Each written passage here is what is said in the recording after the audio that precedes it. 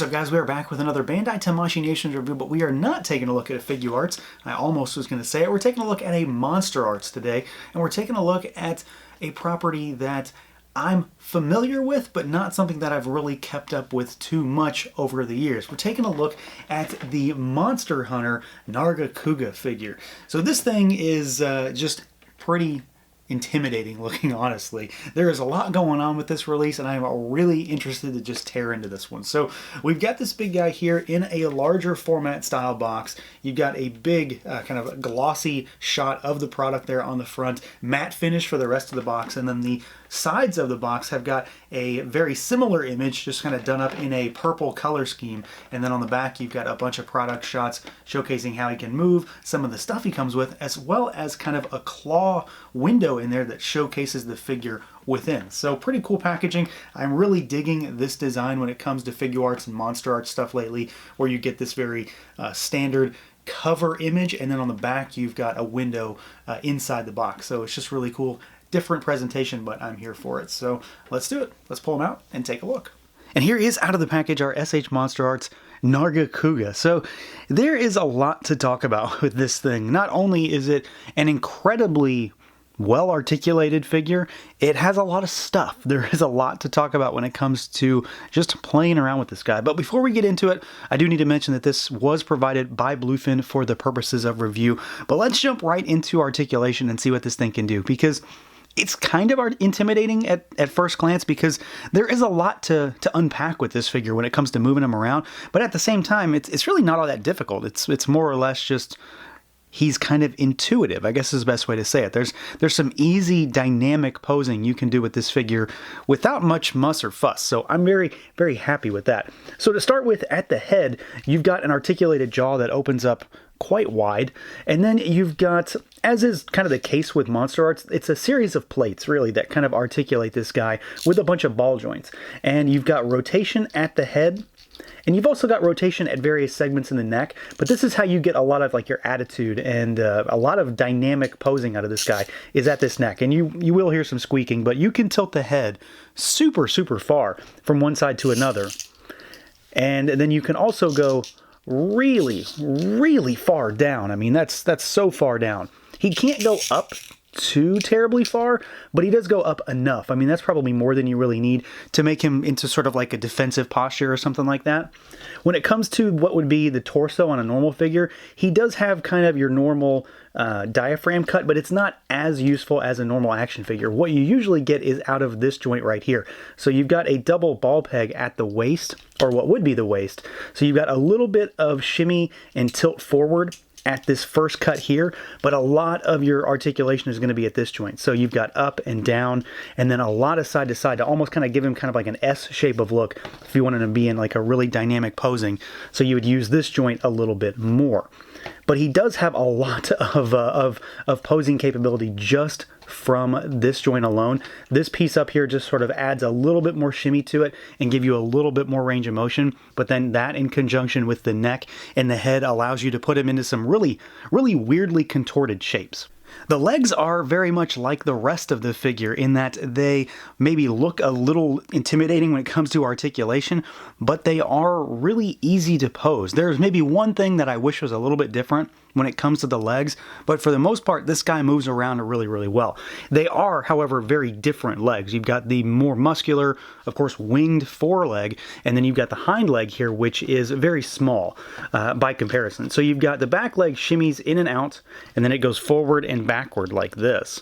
You do have rotating double jointed knees, and there's a bunch of ball pegs that connect all of this together. You've also got your secondary knee here as well for in and out motion, more rotation as well, and then you've got a ball peg down here at these feet. I kind of wish these were some sort of ball hinge just to give them a little bit more flexibility. I find myself popping the feet off a little bit. Not too many times, but of course, kind of worth mentioning.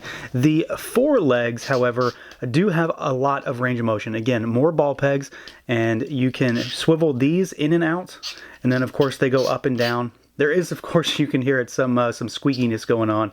And then you've got what would be a bicep swivel here. We've got a really, really wide-reaching, I guess you'd call it an elbow, but it'd be a knee here since it's technically a leg. And then you've got rotation at the what would be the ankle. Right here, it's another ball peg, forward and backward movement, side to side as well. And then you've got another ball peg down here at the toes.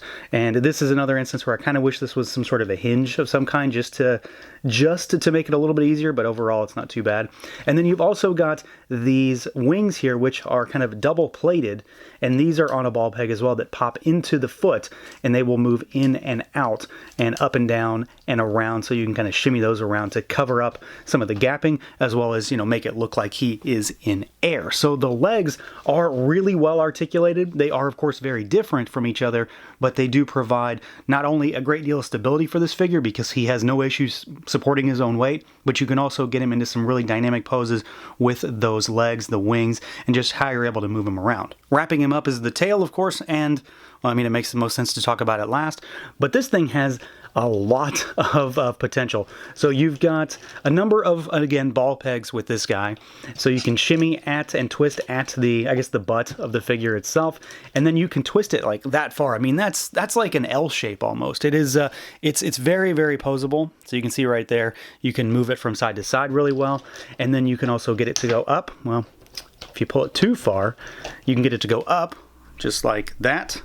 And then you can get it to go down really far as well. So it's super posable. It has a lot of character to it. It really adds not only to the stability of the figure, but it gives you just a lot of control when it comes to how you want to pose him. So all of these segments will work in conjunction with each other to give him a little bit of character and just add to a lot of dynamic posing, which of course the figure just has in spades. There is a lot you can do with this guy thanks to how well he is articulated. Now, when it comes to the overall look and feel on this guy, I mean, obviously this thing is a little bit different than what I normally take a look at, but I really like this from just a figure perspective. It very much looks like the source material, and it's a cool design. It translates into a monster toy very, very well. This figure is pretty much covered from head to tip of the tail in sculpted detail. He's supposed to be a furry with some scale supplements, basically, when it comes to the creature type. He's furry with some scales, and it translates really nicely here. There is a ton of detail just packed into every inch of this figure, from all of the fur all over him to the scales on the forelegs, which are sculpted really nicely. I really dig that. It very much makes him look a little bit more armored. To, of course, the wings, which have a little bit of paint on them as far as differentiating them from the rest of the figure. He's mostly this kind of blackish gray color, but then you've got these hints of red. You've got silver that runs up these sort of blades that are on the outsides of the wings, which I just like from a design perspective. I think it looks cool.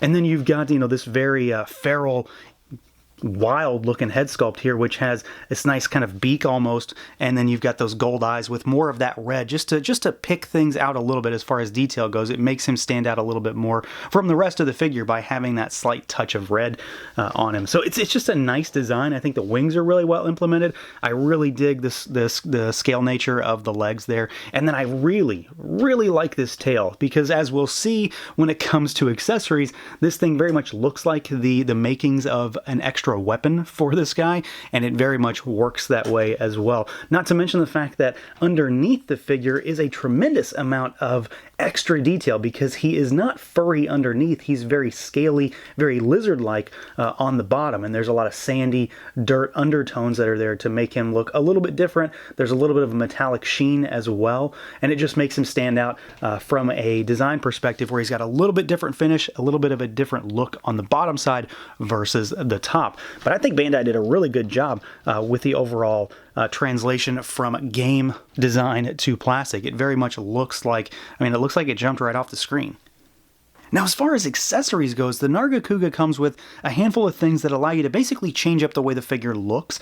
But the first thing that he comes with that I want to talk about is really not one of those kind of things. You've got this base here, and it's not exactly a base in the sense that he's connected to it, but it's more of a display piece. So you've got kind of like a series of fallen logs to make just sort of like a base that he can stand on. It does have two holes in it for a Tamashii effect stand, which is included. So you've got this big guy right here, and it'll peg into one of those holes, and it'll help to like hold him up if he's kind of like reared up on his hind legs. Frankly, I haven't really needed it too much. He seems to stand up pretty well on his own, but if you want to display him like that, it's probably for the best to utilize that arm. And of course, it is very specific and much more robust than your normal Tamashii arm. The rest of the stuff he comes with are things to sort of display just change the way he looks and is sort of featured on your display. The first thing is a kind of supplement to the wings. So you've got these pieces here, and he's got grooves in his arms that allow you to pop these pieces in,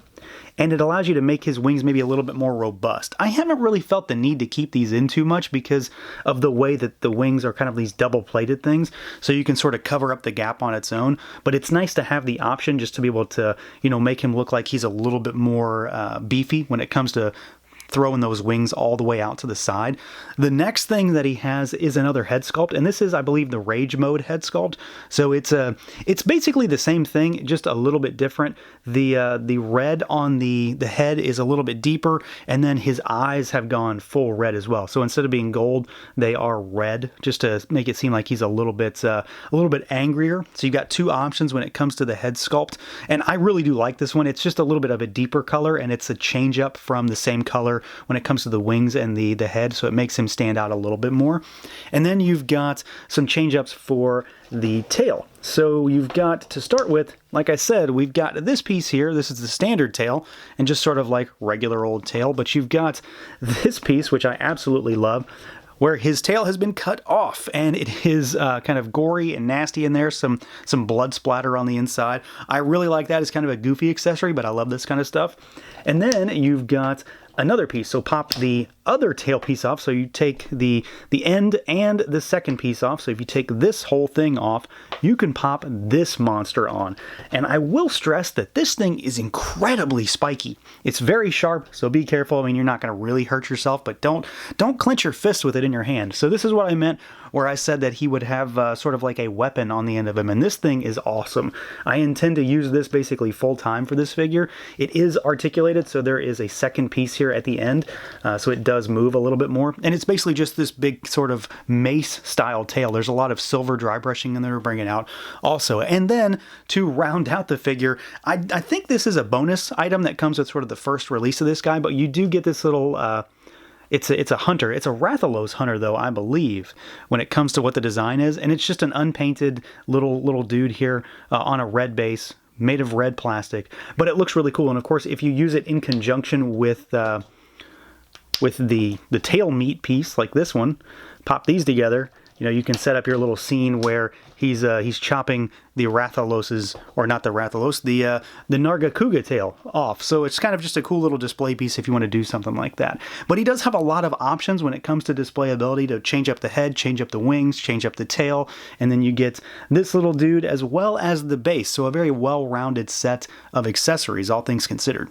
So overall, this guy is pretty fun. If you're into toys and you're into Monster Hunter, I don't see any reason why you wouldn't want this guy. He moves really well. You can get him into some fun, dynamic poses, some nice offensive or defensive style posing. He works really well in very many different ways. The sculpt is fantastic. That furry texture coupled with the very lizard kind of scale texture underneath is just fantastic. Head sculpt is great. The wing blades look fantastic. I love the inclusion of the extra barbed tail. That little nub with the meat showing through looks really cool. And then I do like the fact that he comes with that base. It may not be the most dynamic display piece, but it's a nice little bonus that allows you to have a cool base that isn't just sort of a clear piece of plastic. It very much fits with the theme of Monster Hunter. So there's really a lot of good stuff going on with this guy. I'm really happy with the way he turned out, from paint to sculpt and accessories, and just having fun with it. I've had a lot of fun messing around with this thing. So that's going to do it for this look at the SH MonsterArts Nargacuga. Let me know what you guys think.